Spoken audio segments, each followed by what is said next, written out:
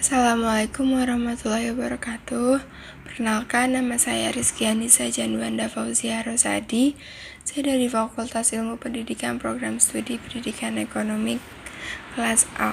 Di sini saya akan menjawab pertanyaan mata kuliah dasar-dasar pendidikan untuk memenuhi tugas ujian akhir semester kali ini. Pertanyaan yang pertama ada, jelaskan alat-alat pendidikan. Baik, jadi alat pendidikan adalah alat dan metode pendidikan merupakan dua sisi dari satu mata uang. Alat melihat jenisnya, sedangkan metode melihat efisiensi dan efektivitasnya. Alat dan metode diartikan sebagai segala sesuatu yang dilakukan ataupun diadakan dengan sengaja untuk mencapai tujuan pendidikan. Alat pendidikan adalah apa saja yang dapat dijadikan perantara untuk mencapai tujuan pendidikan, sedangkan perbuatan mendidik berlangsung dengan menggunakan alat pendidikan. Alat pendidikan merupakan faktor pendidikan yang sengaja dibuat dan digunakan demi pencapaian tujuan pendidikan tertentu. Pertanyaan kedua adalah, jelaskan bagaimana kondisi lingkungan dan lembaga pendidikan yang kondusif menurut saudara. Jadi, lingkungan sekitar akan sangat mempengaruhi dalam pendidikan, terutama lingkungan yang sangat berdekatan dengan pendidikan, yaitu sekolah atau kampus.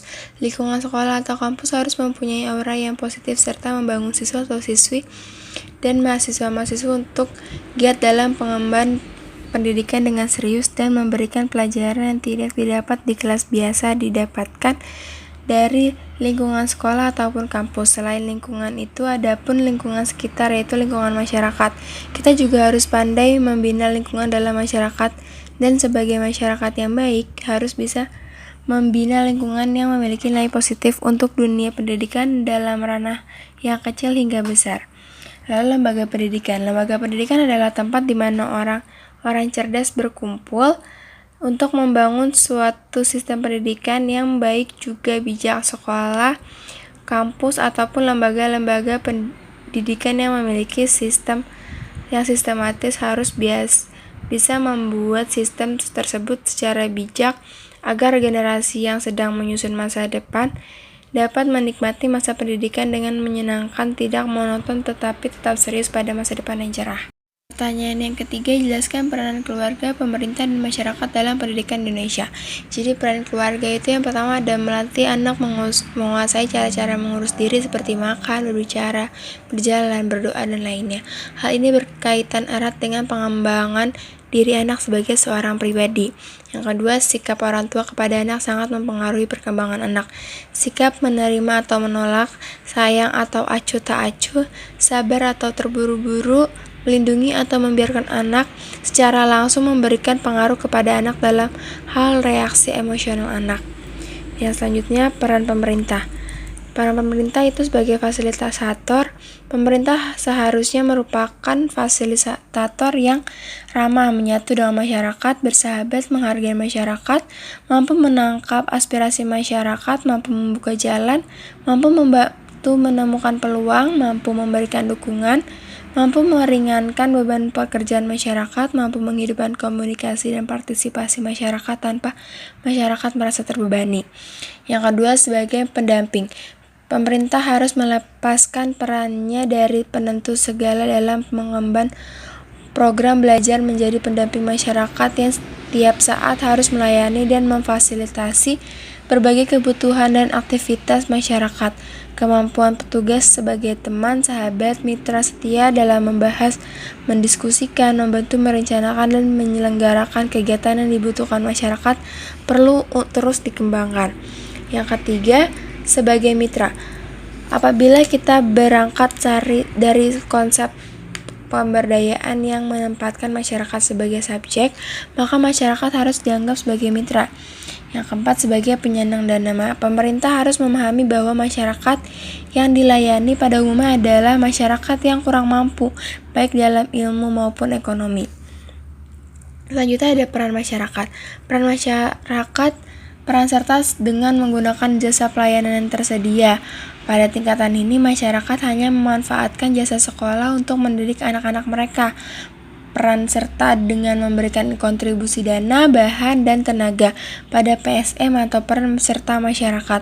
Jenis ini masyarakat berpartisipasi dalam perawatan dan pembangunan fisik sekolah dengan menyumbangkan dana, barang, atau tenaga. Selanjutnya, peran serta secara pasif. Masyarakat dalam tingkatan ini menyetujui dan menerima apa yang diputuskan pihak sekolah atau komite sekolah. Misalnya, komite sekolah memutuskan agar orang tua membayar iuran bagi anaknya yang bersekolah dan orang tua meminta keputusan itu dengan mematuhinya. Selanjutnya, peran serta melalui adanya konsultasi. Pada tingkatan ini, orang tua datang ke sekolah untuk berkonsultasi tentang masalah pembelajaran yang dialami anaknya. Selanjutnya, peran serta dalam pelayanan. Orang tua atau masyarakat terlibat dalam kegiatan sekolah, misalnya orang tua ikut membantu sekolah ketika ada study tour, pramuka, kegiatan keagamaan, dan lain sebagainya. Selanjutnya, peran serta sebagai pelaksana kegiatan. Misalnya, sekolah meminta orang tua atau masyarakat untuk memberikan penyuluhan pentingnya pendidikan, masalah gender, gizi, dan lain-lain. Selanjutnya, peran serta dalam pengambilan keputusan. Orang tua atau masyarakat terlibat dalam pembahasan masalah pendidikan baik akademis maupun non-akademis dan ikut dalam proses pengambilan keputusan dalam rencana pengembangan sekolah atau RPS. Pertanyaan yang terakhir, menurut saudara bagaimana hubungan timbal balik antar lingkungan pendidikan Indonesia? Jawabannya, pengaruh masyarakat terhadap proses pendidikan. Berlangsungnya proses pendidikan di sekolah tidak lepas dari pengaruh masyarakat. Pengaruh masyarakat yang dimaksud adalah pengaruh sosial budaya dan partisipasinya. Pengaruh sosial budaya biasanya tercermin dalam proses belajar, baik yang berkaitan dengan pola aktivitas pendidikan maupun anak didik di dalam proses pendidikan. Nilai sosial budaya masyarakat bisa menjadi penghambat dan pendukung terhadap proses pendidikan. Oleh karena itu, usaha pembaruan terhadap proses pendidikan di sekolah mesti memperhitungkan pengaruh sosial budaya dari masyarakat lingkungannya. Baik, sekian jawaban dari saya. Kurang lebihnya mohon maaf. Wassalamualaikum warahmatullahi wabarakatuh.